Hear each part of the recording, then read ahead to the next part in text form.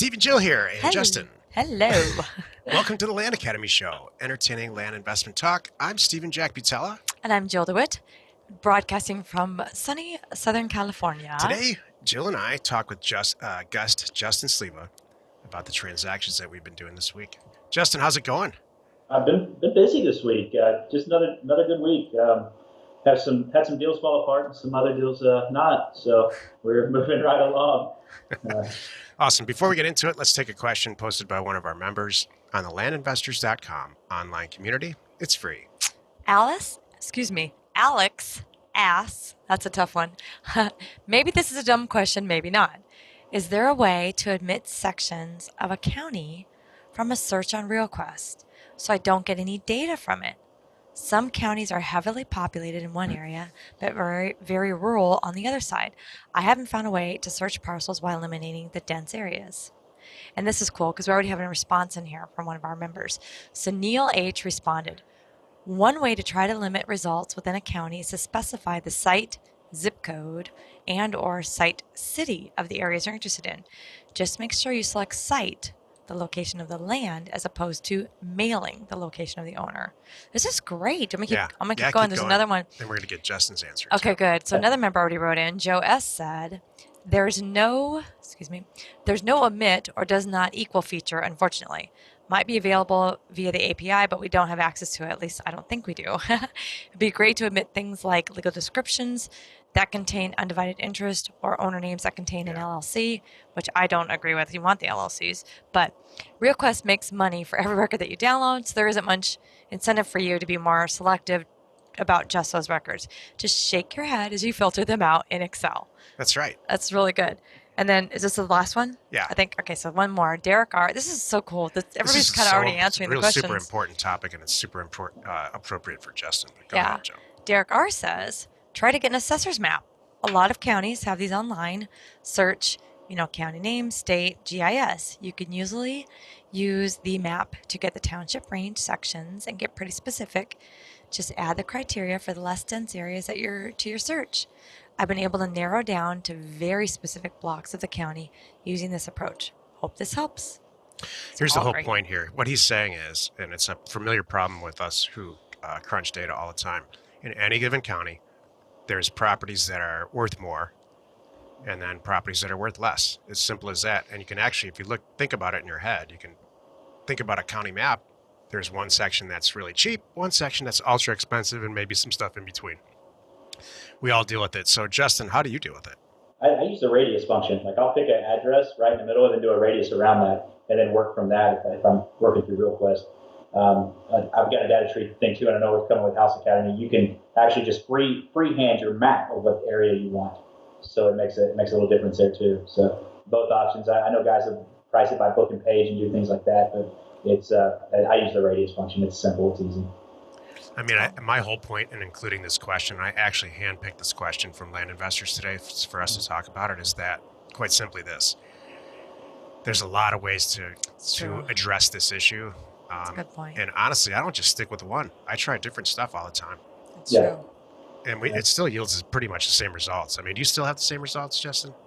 Yeah, it doesn't change. In the difference of going through a less dense or a more popular area, I just adjust the pricing for that. So I may go and say, okay, hey, this is right here by this, and then the APN scheme, and then price it a little bit different. I'm still going to send the mail out, and that's, I think, that's kind of an important part to have. And sometimes I'll just say, hey, I'm going to throw a cheaper offer at the more dense part and see what comes back. And like we had Chuck, one of the members, he said he sent an offer for $8,000 and came back and it worth 80. He sold it a day in the market. So that was because he just mailed with the same offer he would in a less dense area, and you got one back. Yep. So that's huge. Isn't that true? All these oops can result in good stuff. Yeah. Some of the best home runs I've ever done were because I sent mail to places I shouldn't have for low offers that are ridiculously low. Yeah. I mean, I'm not advocating trying to hit a home run all the whole time, but it happens. Yep. So it's okay to accidentally find a nut. Is that what the blind squirrel finds a nut every now and again? Exactly. It's okay for that. Tell us about the deals you're doing this week, Justin. So it's been pretty good. We've had a few fall apart that were going into escrow. that we bought, we okayed last week, 2 weeks ago, dead air. Somebody wasn't sure on a purchase agreement, things like that. Then we've had a few that just popped in that were just like so close to making us do it. Like if it was something I got back in the mail, I would do it all day. But when you start bringing a partner in, it makes it a little bit tight. And so you're like, the comps aren't super solid. You like, your gut tells you it could do 30 or 40,000 bucks. They're getting it for 12 or 13, but there's a lot of stuff listed just outside of the area for 20. And you're like, yeah, and so you're giving that feedback and you hope that they're growing from it and you're still making money. So, Exactly. it's, I'm getting those too. Are you sending, and I'm telling them that while I'm referring them either to you on some of those or Land Tank.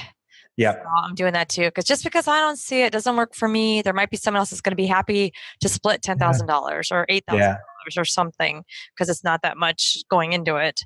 I totally agree. And I'm with you. I'm trying to really give valuable feedback. And I had to redline a couple this week, and it was just simple, no access, clearly no access. And for the money and what we're talking about, it's not worth it.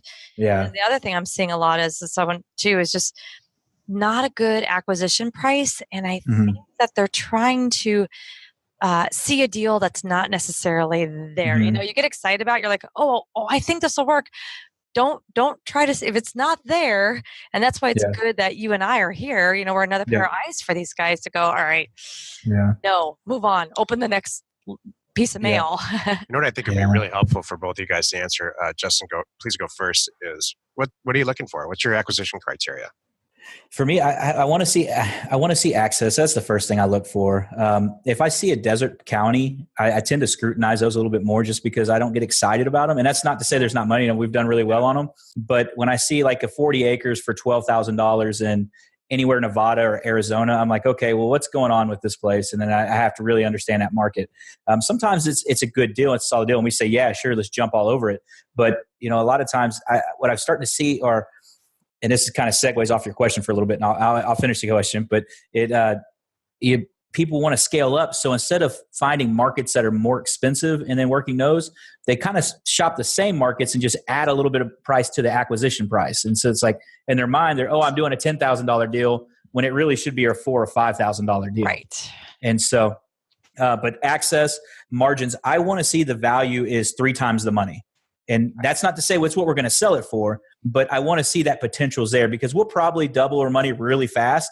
And we both I make 25% of my money, you make 20, and you make 25% of what the initial thing was, but we made it and we turned it really fast. We do that in 20 or 30 days. That's a great day for all of us.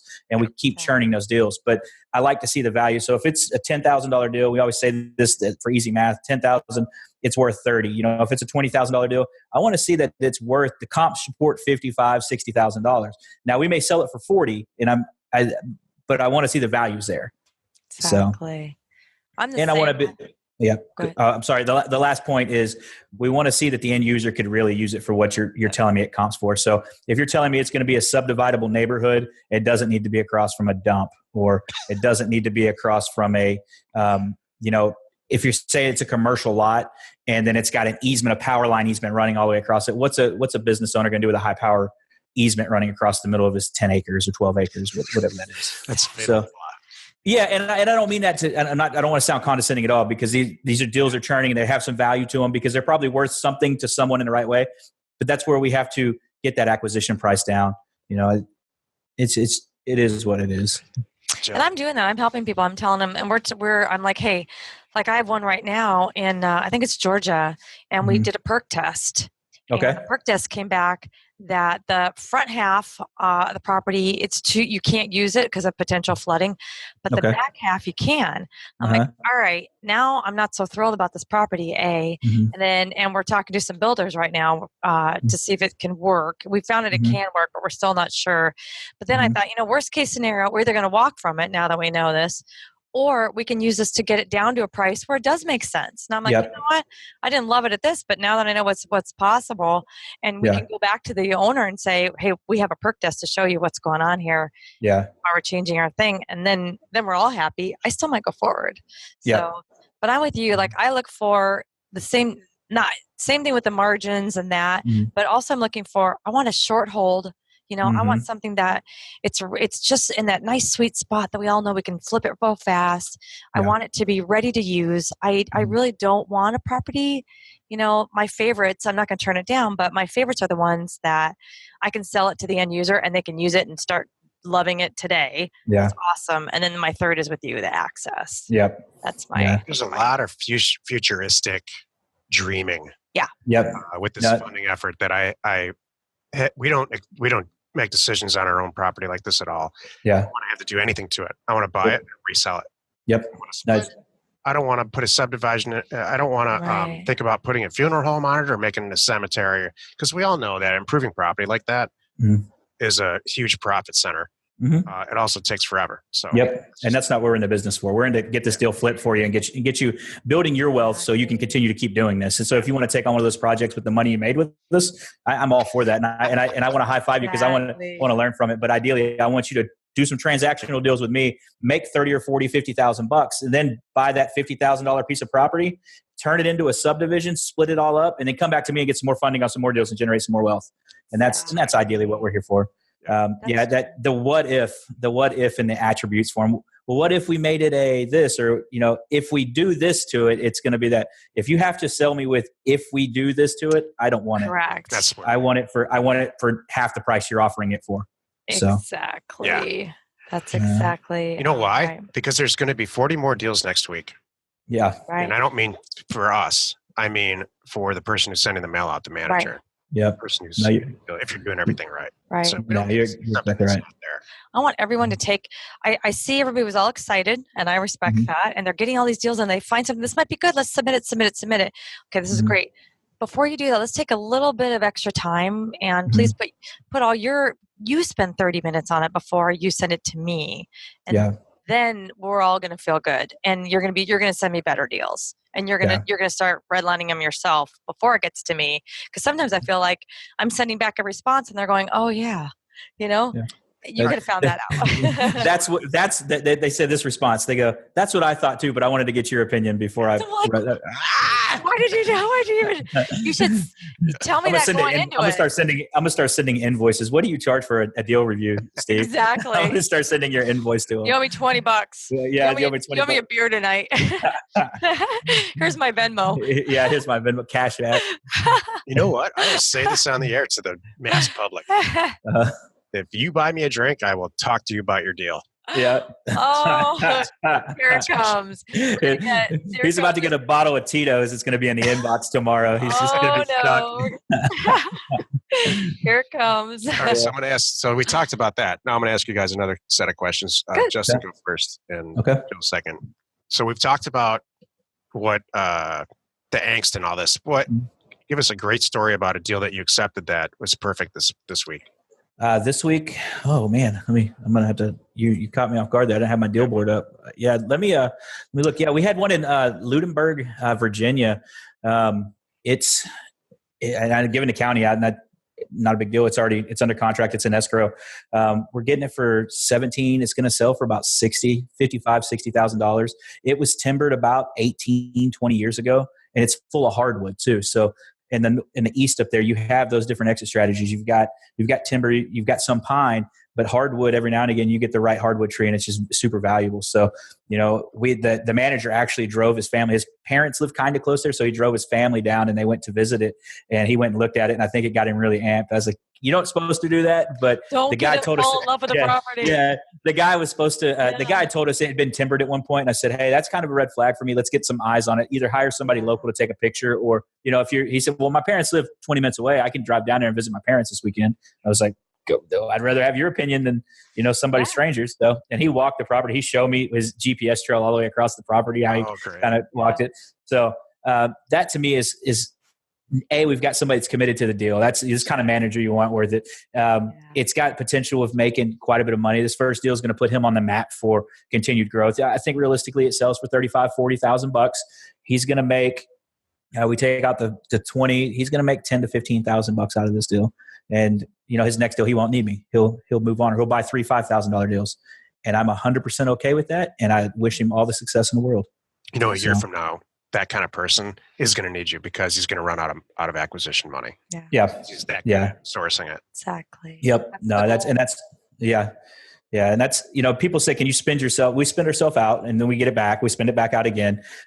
We don't take our money back. We're not taking any distributions from this. I'm just turning it all back into Plum. Yeah. So that's what we're trying to do, is to see this grow to a point where we make it self-sustaining for the managers out there, to where they're making that kind of money. And we're not, it's not about me buying the cool thing. It's about me helping that community back out and seeing it grow. So. Totally. It was funny. I had one that's just a similar thing where the guy did a little drive out to the property, and it looked great on paper and looked great on the maps. And he's like, it was a dump. Like the neighbors, he's like, I don't know how I'd have to go out there. Do you have an example of a deal that worked? I did a good one that worked though, but it was kind of funny. That was good because the manager was like, I wrote him back. I'm like, it sounds like it's strike 3 on this one. He goes, yeah, that was strike 3 for me too. I'm walking too. Let's move on.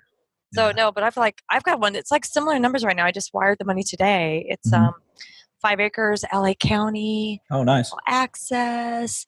It's a manager that we all know and love, and it's very on the ball. And it's buying it for 15. I know it's worth 50.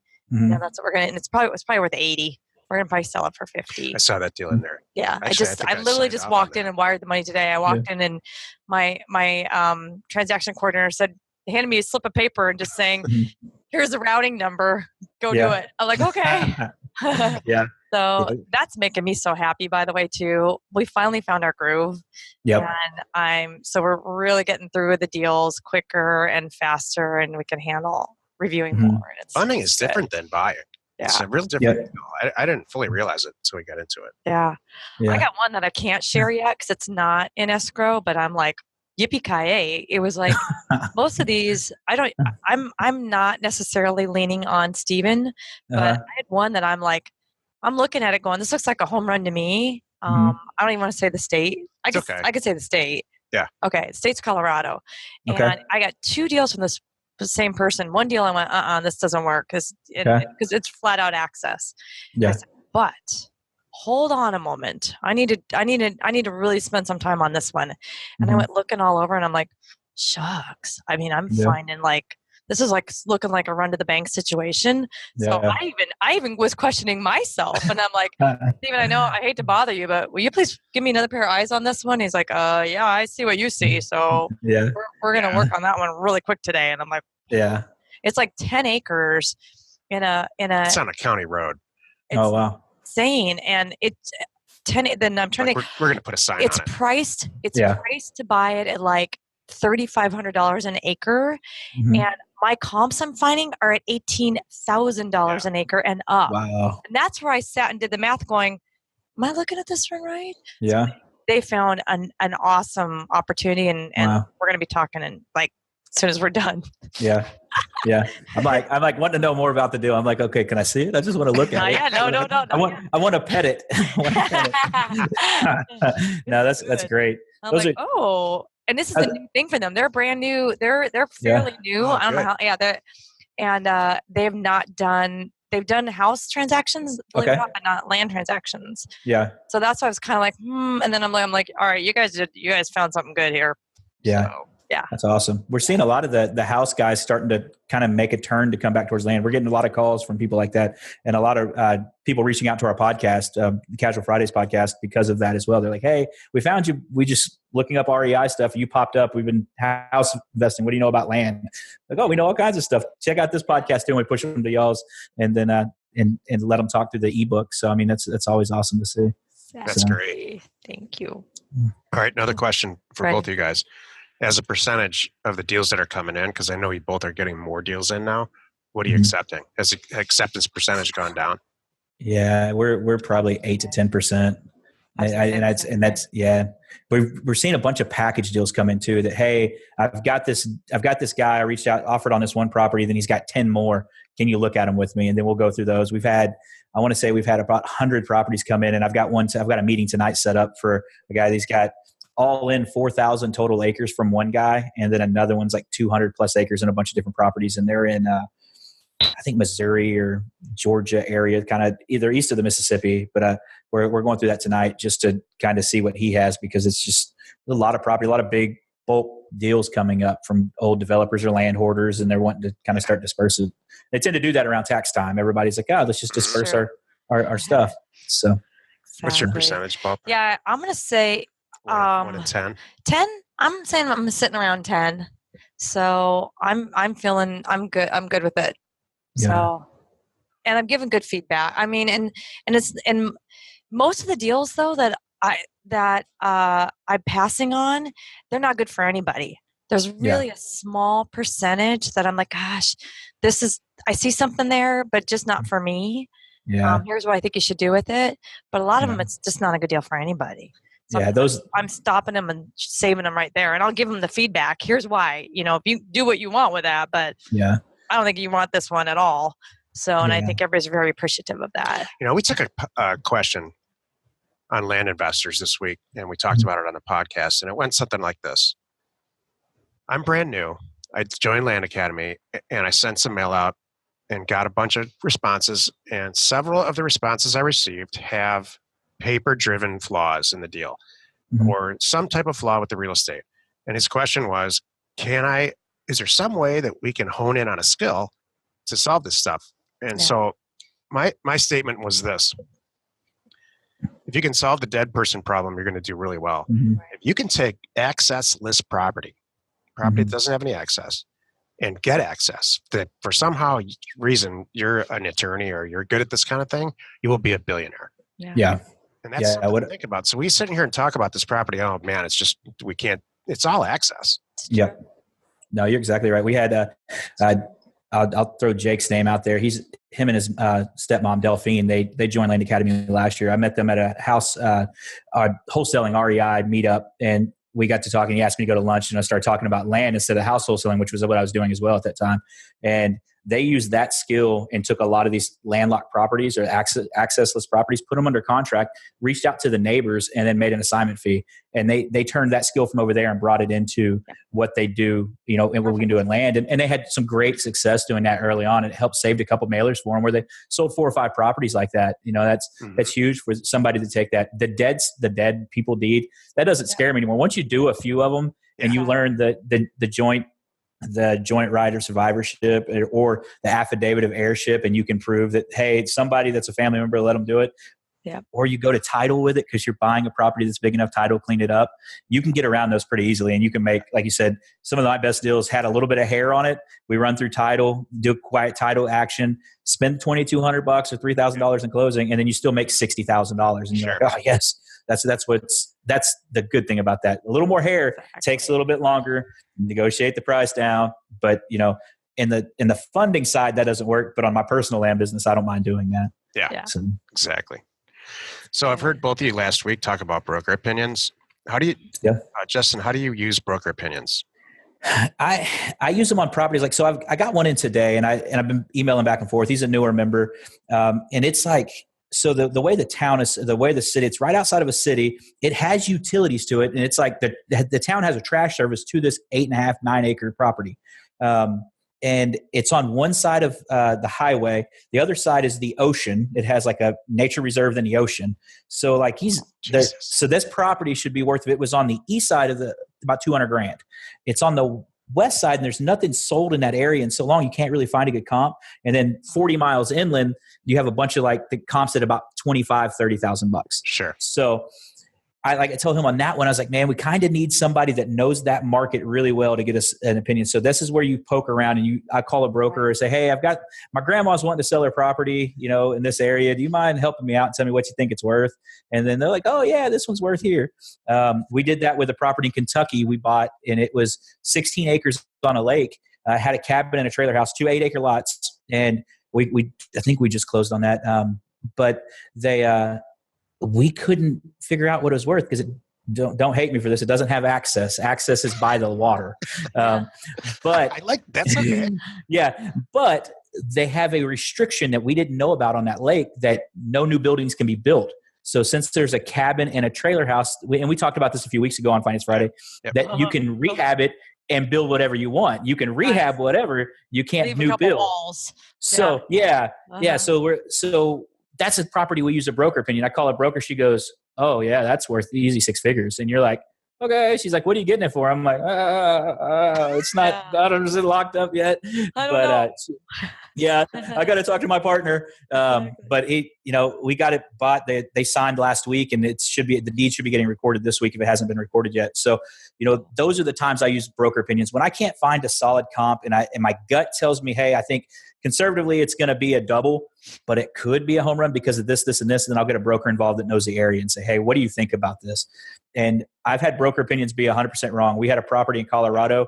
Broker opinion was 110 grand. All day it sells for 110 grand. We ended up selling it after 9 months for $21,000. We paid $7 for it. We still did okay, but it was not the, this magnificent grand slam, bottom of the ninth, walk-off grand slam that we all thought it was going to be. It turned out being a decent payday, but it wasn't what we thought it was going to be. So take broker opinions with a grain of salt.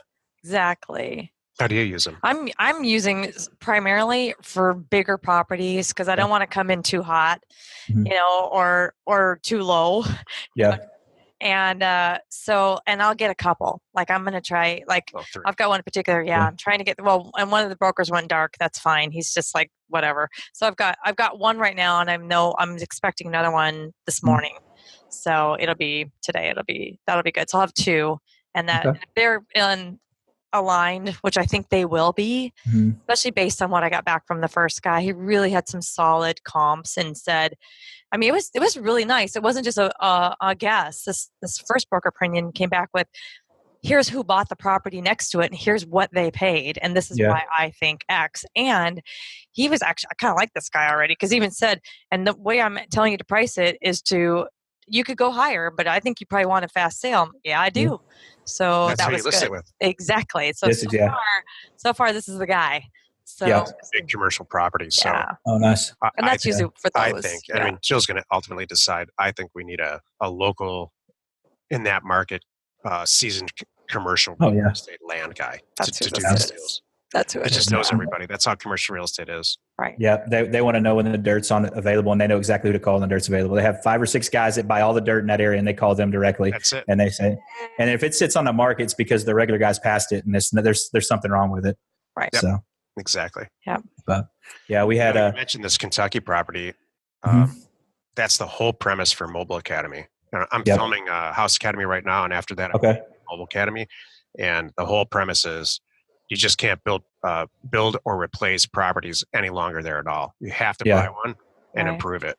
And so the people who own these properties have no idea about it. They don't know anything about it. Yeah. When they get an offer for a slightly more than probably retail, because you really know what it's worth. Yeah. They're just getting signed all day. So, and I learned this from a member on a consulting call. He's explaining, he's like, you don't probably realize it, but this is how we use Land Academy. And he's making a fortune. So we're taking that to the next level too. That's awesome. Yeah, it's crazy the things that you see when the guys manipulate the data a little bit and they start sending it out and getting stuff back and they make it their own.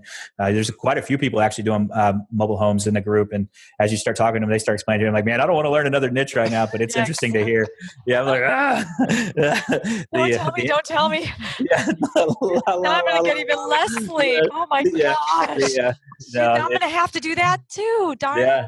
Yeah. No, that's the only reason I can spend any time on any of this is because Jill's doing all the funding. Yep. Yeah. Just wait till you're about to get hit with it when you get done with all this. Are you going to keep recording courses next up? Well, yeah. Like, you know how some people are just career academics and they just get a job, they just stay in school. That's what I'm doing. You're just going to stay on camera. I love this. I'm in my zone now. I love this right now. This deal funding. I'm addicted. Yeah, it's kind of slowed me down because between the houses and the deal funding right now, it slowed my normal land business down. I had a couple pieces. I have my eBay side, but then I have my other side, and it's kind of pretty much inventories out. So at the live event, we're going to do a live mailer, and it's going to actually be for me, just so I can show some people how I do it. And I'm actually I need to get some mail out. I got to get some more mail out and get it going. But we just closed on one of our houses today, and then we got another one had a contract on it, less than 10 hours on the market. So. It was not a bad deal. Congrats. Yeah. I've been Yeah. seeing them on social media. Yeah, So yeah. nice. I was super stoked with that one. We had 3 people asked to come in early, and then we told them to hold on their offers because it wasn't live yet. Then first person came back. Everybody went to their mortgage company, got their approval letters. Guy comes back. He's a 100% disabled vet, made pretty close to a full price offer. We negotiated with him a little bit just out of respect for what he's done for our country, and they locked it up. We'll close in about 19 days on it, so not a bad day. Yeah. That's So, awesome. yep. Yeah. So now it's time to get back in the land business. So watch out. Y'all might get some mail in a box here pretty Cool. quickly. So. Cool. Awesome, guys. Good episode. Thanks. Well, you did it again. Spend another 30 minutes or so listening to the Land Academy show. Join us next time for another interesting episode. And we answer your questions posted on our online community, landinvestors.com. It is free. You are not alone in your real estate ambition. That was good. Justin, now's the time Good show. to plug yourself. Oh, yeah. Yeah. For those that haven't heard yet, we have Casual Fridays REI podcast. It's Monday, Wednesday, Friday. It's about 15 to 20 minutes of just casual talk about land investing and other investing things like that. And then, always Plum Investment Group. If you need help funding a deal and land investors don't want to help you out, you can give me a call. We'll take a look at it with you. So, and then Trust me, I plug you too. Yeah, then you have Land Tank as well. That's a third option. So it's great to see all the options coming together to put more money in this niche for us, because ultimately that's what grows this niche and it grows that marketplace for us. Totally. Jill's secretly planning a Land Academy live event for us also in the next couple of months, which is, you want to describe it? Yeah, I'll tell. I'm going to tell them. I'm going to talk to it on the next member call, by the way. Okay, nice. At 1:00. But right now I'm looking at the first or second weekend in April. Okay. And in Scottsdale. And one day, it's really, basically it's a result of the survey that we put out. I don't know if you did the survey. Mm-hmm. The number one thing they asked for was networking. I said, all right, fine. So we're going to do a one-day networking thing. And that's really what it's going to be about. Not a lecture, not a presentation. Okay. Not doing mail. Just come on over and let's all talk to each other. Yeah. Cool. Are you going to do it on a Saturday or a Sunday? Saturday. Okay. I'd love to be there, but I'll be coaching a little league team. I'm already having to miss it for our live event, so I can't miss another one as a head coach. So they have enough kids to show it. They had more kids than parents willing to volunteer, so I signed up to coach. So you're a good dad. Yeah. So I remember coaching. I coached all the way through. Did you? Until the kids pulled me aside and said, you shouldn't be our coach anymore. Yeah. you keep cussing at the other kids. Quit cussing at the kids' dad. Angry individual. Well, the way he coaches is pretty darn funny, actually. Yeah. The Detroit comes out. Yeah. I can imagine that. I can imagine that. I take the Bobby Knight approach to coaching Little League. I haven't got there yet. I haven't got there yet, but it's I can feel it coming. All right. On that note, wherever you're watching or wherever you're listening, please rate us there. We are Stephen, Jill, and Justin. Information and inspiration to buy undervalued property. Thanks, man. Good to talk to you. Hey, good talking to you as well. I need an I word, so you got information, inspiration, and I thought about intrigue. Intrigue. Incredibleness. Love it. So, all right. Thanks.